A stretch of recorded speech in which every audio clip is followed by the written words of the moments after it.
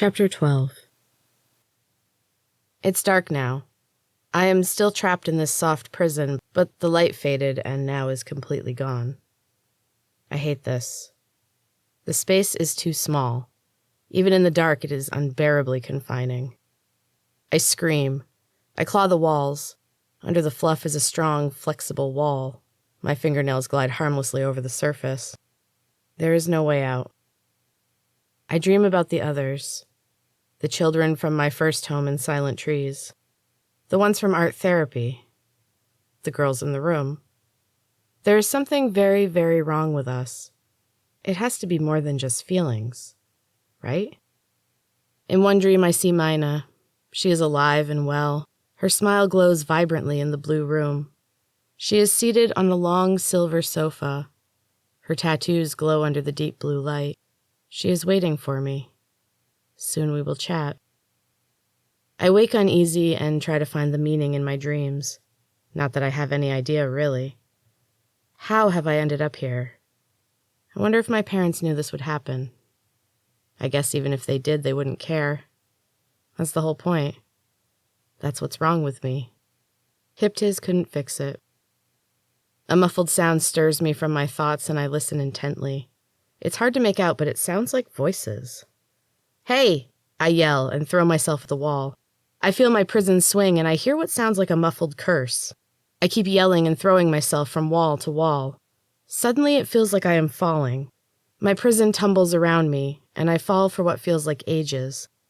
My body is bruised and aching when it finally stops. There is a new sensation now. The walls are vibrating. The fibers hum and the sound fills me. I feel the vibration from the inside, and it makes me uncomfortable. The hum envelops me and I give in. I turn my focus to the sound and my eyelids grow heavy. I fall into a blissful sleep where I no longer feel the throbbing of my battered body. I wake when the vibration stops. The silence is sudden and all-encompassing. I try to sit up in my tiny prison, and my body cries out from all its bruised places. I listen hard for any sound, but the silence prevails. I am so focused on listening that the sudden metallic clash is deafening. I tense up, and my body screams in protest. Two loud thumps from outside precede the sudden appearance of a knife blade as it punctures my prison and light floods in. Two hands part the tear, and I am blinded by a dazzling light. Hands lift me roughly from my cozy prison and into the freezing cold air. Put your feet down, a gruff voice says as they lower me down. My eyes are adjusting to the light. The room is white and lit with bright fluorescence overhead. The floor is littered with strange pods in varying colors. Green, blue, pink, yellow, and red. The pods are shriveled and dry. All of them are intact except for the red one. That lays ripped open, fluff exposed, at my feet. A man and woman wearing black jumpsuits stand on either side of me, watching with matching expressions of feigned boredom, which seem to mask curiosity on the woman and barely disguise disgust on the man. More emotions. Not well hidden either. Is it because I am a feeler that I can see these things? Are their barely believable expressions of disinterest really fooling others? I wait for them to speak. The man's expression makes me pause. I have the feeling he is waiting for a reason to hurt me. He is short and wide with very little to call a neck. His head is shaved with just a hint of dark stubble. Gold hoops adorn each ear, and I notice his left ear is mangled and torn, a recently healed injury. The woman is also short and wide. Her hips and bosom are testing the limits of her jumpsuit. Her head is also shaved. Her ears are perfect and lined with half a dozen small diamond earrings. She smiles at me. She is missing a few teeth. Hello, Jane. How are you feeling? She has a pen in her hand poised over a notebook. I stare at them. I form my words slowly as my brain struggles to remember how to speak. How long was I in my prison? Where am I? It takes an incredible amount of effort to form this sentence. The woman smiles widely and the man steps menacingly toward me. She holds out her hand to stop him. I'll ask the questions, Jane. You answer. She looks pointedly down at her blank paper and back up at me. I stutter. The words will not come. Tears fill my eyes and I rub my hands over them furiously. Emotions will not help me. They never have. The woman steps forward, handing her notebook over to her partner. She puts her arm around me and leads me to a long silver bench running along the wall behind me. We sit, and she moves my head to rest on her shoulder. Shh, she whispers. It's all right. You're safe now. You're free. Her words make me sit up fast. My head swims and my body screams. I stare at her with wide, disbelieving eyes. What did you say? She said you're safe, says a familiar voice. A door has appeared in one wall, and Neil stands in the opening, still wearing his white lab coat. You're in a place called Restish. Ever heard of it? The garbage dump? Neil laughed hard at this, and the sound made all three of us stare. Laughter is the old way, and pretty much outlawed. Only children and the mentally ill still laugh. The sound made my stomach turn, and my heart jumped into my throat. Sorry, I didn't mean to startle you, he said, wiping his eyes and settling himself. I just find the premise so funny. A garbage dump. Hilarious. He giggled and then collected himself. The garbage dump is a front. No one has produced garbage for decades, so no one ever comes out here. It's the perfect hiding spot. What exactly are you hiding? I asked, eyeing the strange pods and lingering on the remains of the one I had just escaped. You, Neil said earnestly, and the others. He gestured to the other pods. As requested, you're free. All of you. Even the new girl. Free. The word comes out in a whisper. I can't believe it. I can go home. Well, Neil says, drawing the word out a little too long. Not exactly free. They know you've escaped. Everyone in the city has been warned to report you if they see you. They know your faces. I stand, and the woman beside me jumps to her feet. Her hand hovers near the pocket of her jumpsuit. Neil raises his hand and motions for her to relax. He puts his hands on my shoulders and stares into my eyes. I don't like him touching me. Something is off. There is something very wrong with him. You're safe here, Jane. You have free run of the building. Just don't go outside. There's a bounty on your head, and they don't care if you come back alive or dead. His face looked apologetic, but I still didn't believe it. He squeezed my shoulders and turned to the surly man in the black jumpsuit. I have to go back soon. Awaken the others. Jane could use some company. He smiles at me, and I smile back while my insides recoil. They haven't figured out that I helped you escape.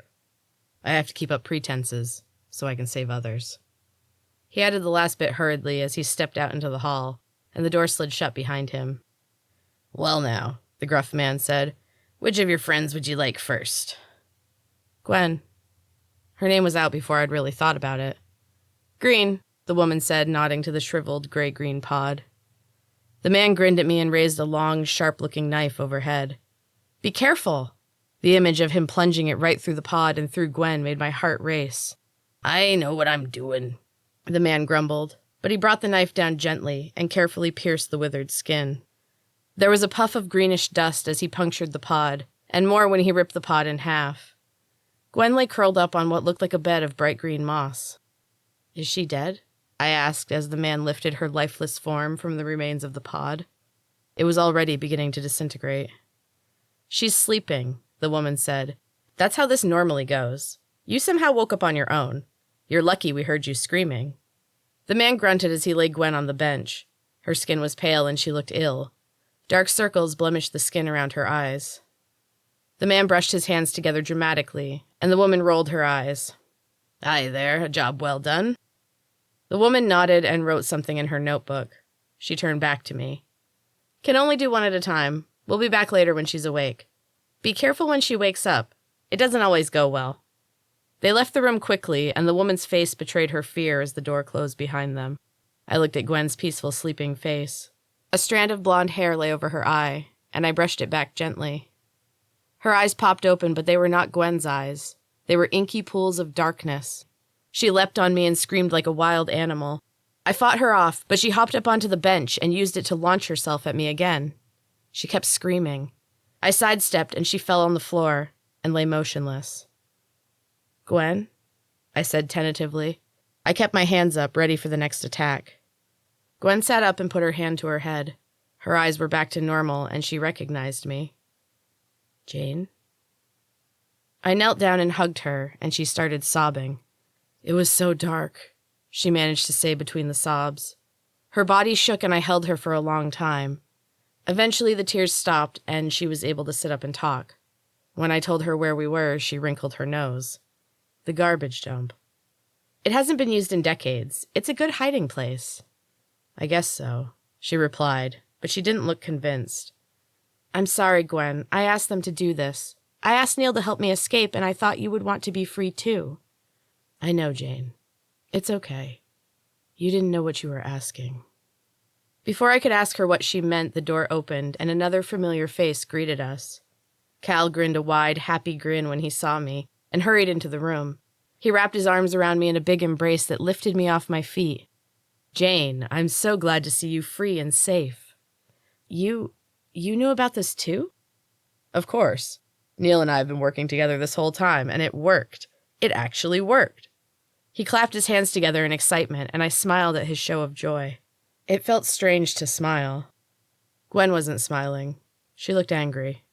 Cal noticed, and his face went back to its usual grim expression. Gwen, right? I see you've just woken up. We'll need to run some tests on you both, make sure you're handling the transition. The short, angry man appeared in the doorway and strode over to Gwen. He wrapped his fat hands around her wrists and tried to lead her away. No. Gwen's voice was quiet but firm. She wrenched herself from the man's grasp and, as quick as lightning, struck him hard in the groin. When he doubled over in pain, she brought her elbow down on his neck, grabbed his head, and twisted it to one side. He collapsed to the floor. It all took a matter of seconds. Cal wrapped his arm around my neck and pulled me against him. He held something near my face, but I couldn't tell what it was. He was applying too much pressure, and my air was being cut off. My lungs burned, and my heart pounded in my ears. The edge of my vision was going black. Let her go. Gwen's voice was stern, but Cal laughed. No way. She asked for this. She wanted freedom. This isn't freedom.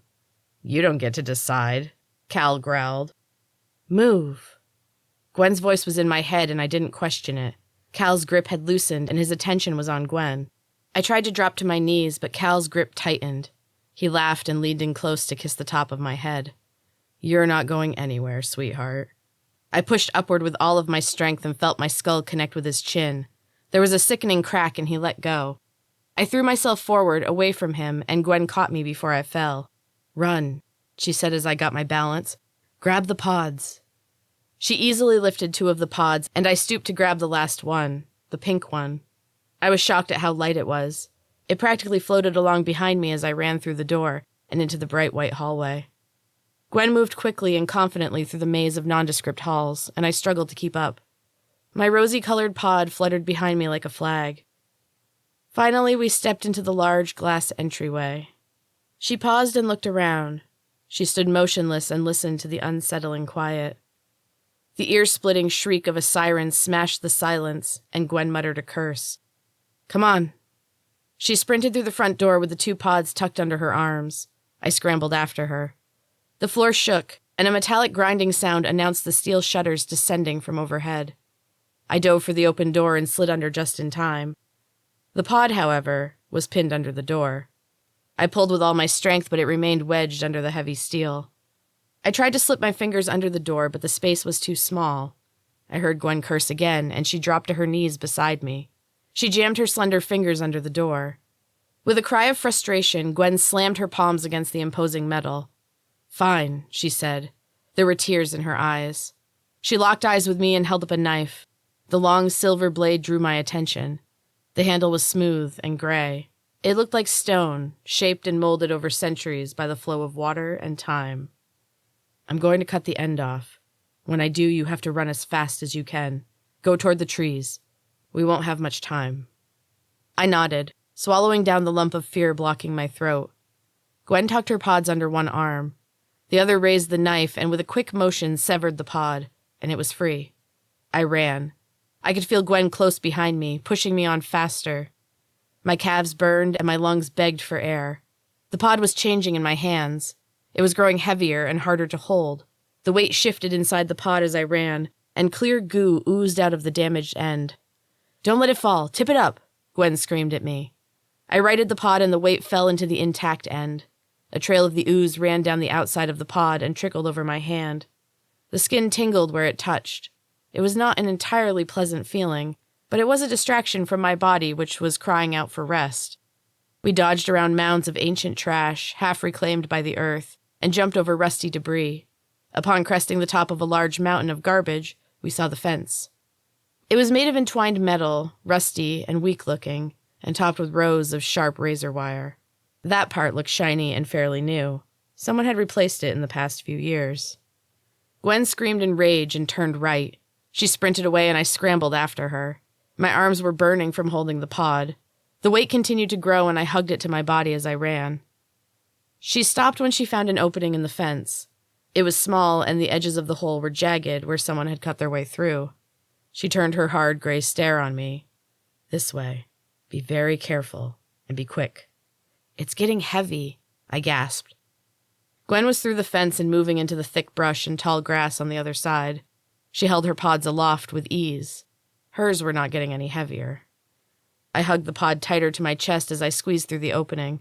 My heart stopped momentarily when the pod snagged on a sharp wire hook. I gently unsnagged the pod, and then we were free. Something was forming inside the pod. It was no longer just filled with liquid. Something solid was taking shape inside, and the pod was becoming too heavy to carry. I was forced to drag it behind me. I held close to the open end, but tried to avoid touching any more of the goo. My skin no longer tingled, but now it felt kind of numb. Gwen was waiting for me on the edge of the forest. Her pods were gone. She held her arms out for my burden, and I sighed as the weight lifted. She did her best to carry the pod, but she ended up dragging it behind her as well. I followed her through the trees, along a path only she could see, to a clearing. There was a large boulder surrounded by smaller, flatter stones, centered in a ring of evergreens. The other pods were already there. Each one was propped up against the large boulder, with one end of the pod resting on a flat stone. She dragged the mangled pod to another flat stone. "Help me," she said with her stony gaze not quite meeting my eye. As I stepped near the boulder, I felt a vibration, a hum in the air. It felt like power, like magic. I helped Gwen hoist the intact end of the pod upright and leaned it against the boulder. The open end glued itself to the flat stone with a surge of clear goo that oozed out as we set the pod in place. When it was done, Gwen stood for a moment, looking up at the boulder and resting a hand on its smooth surface. "What now?" I asked. Gwen seemed to slowly break from a trance. She looked at me with cloudy recognition and shook her head a little. "Now we wait," she sighed, and sat down on the exposed roots of a nearby pine. She motioned for me to do the same. "I don't know how long this will take. I hope everything is okay." The look of worry on her face made my stomach twist into knots. "What is this place?" I asked after another long silence. "It's the beginning and the end," was Gwen's slow reply. My confusion must have been apparent on my face because she sighed again and shook her head. She adjusted herself on the roots to get more comfortable, and leaned back, cradled by the tree. She put her hands behind her head as she reclined. "You'll see soon enough."